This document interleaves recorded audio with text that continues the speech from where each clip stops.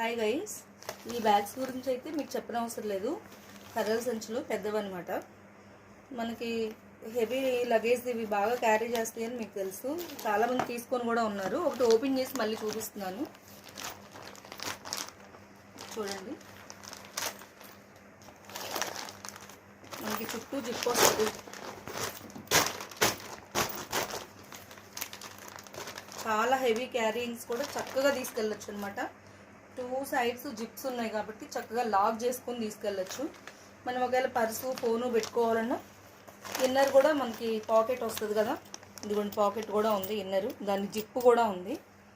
దీన్ని ఎంత వెయిట్ అయినా సరే ఇలా పెట్టేసుకోవచ్చు, ఎందుకంటే ఇది చుట్టూ జిప్పు, ఇలా చుట్టూతో తీసుకొచ్చి జిప్పు చాలా స్ట్రాంగ్గా ఉంటుంది. ఈ లోపల వేసింది అయితే బియ్యం సంచి కాదండి, ఈ మెటీరియల్ వేరిది. చూడటానికి బియ్యం సంచిలానే ఉంటుంది. డబల్ ఫోల్డింగ్ అనమాట. ఇది చాలా స్ట్రాంగ్గా ఉంటాయి. మీకు ఈ బ్యాగ్ ఆల్రెడీ ఐడియా ఉంది. ఇంకొకటి, దీన్నే ఈ పట్టా కనిపించకుండా లైనింగ్ వేసి కుట్టించాను, అది కూడా చూపిస్తాను మీకు.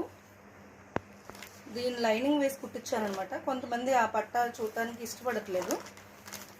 ఇలాగా చూపిస్తాను ఒకసారి, చూడండి. ఇలా ఓపెన్, మనకి పైన ఏదైతే కలర్ వచ్చిందో లోపల కూడా అదే లైనింగ్ వేశారు. ఈ లోపల పట్టా అనేది కనపడకుండా చక్కగా లైనింగ్ వేశారు.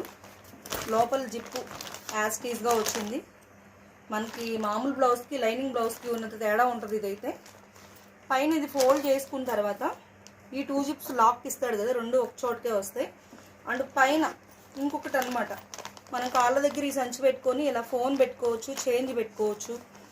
ప్లస్ ఈ సైడ్ జిప్ కూడా ఇచ్చారు. దీంట్లో వాటర్ బాటిల్ అయితే పట్టేస్తుంది, పెద్ద వాటర్ బాటిల్. ఇదైతే 1 లీటర్ బాటిల్.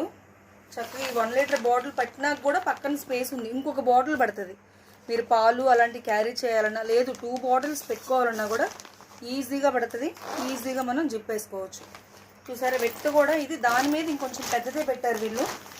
లైనింగ్ బ్యాగ్ దగ్గర మనం 4 వెళ్ళినా సరే ఒక 4 రోజులకి బట్టలు పెట్టుకొని తీసుకెళ్ళచ్చు హ్యాపీగా. 1 మంత్కి సరిపడా సరుకులు కూడా క్యారీ చేసుకోవచ్చు మనం డీమార్ట్కి అలా వెళ్తే కూడా. ఇదైతే లైనింగ్ అనమాట, చాలా బాగుంది. చూడండి ఒకసారి. మనం అంటే యూజ్ చేసిన తర్వాత మళ్ళీ భద్రపరచుకోవాలన్నా కూడా పెద్ద ఇబ్బంది ఏం లేదు. ఇది లోపలికి ఇలా అనుకుంటాము. ఈ సైడ్స్ వచ్చేసి ఇలా ఫోల్డ్ చేస్తాం అనమాట. ఈ కింద కూడా ఇలా ఫోల్డ్ చేస్తాము. ఈ సైడ్స్ అన్నీ ఇలా ఫోల్డ్ చేసి మీ